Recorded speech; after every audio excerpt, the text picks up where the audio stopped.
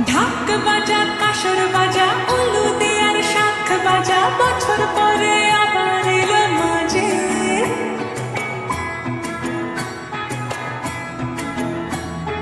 পুজো পুজো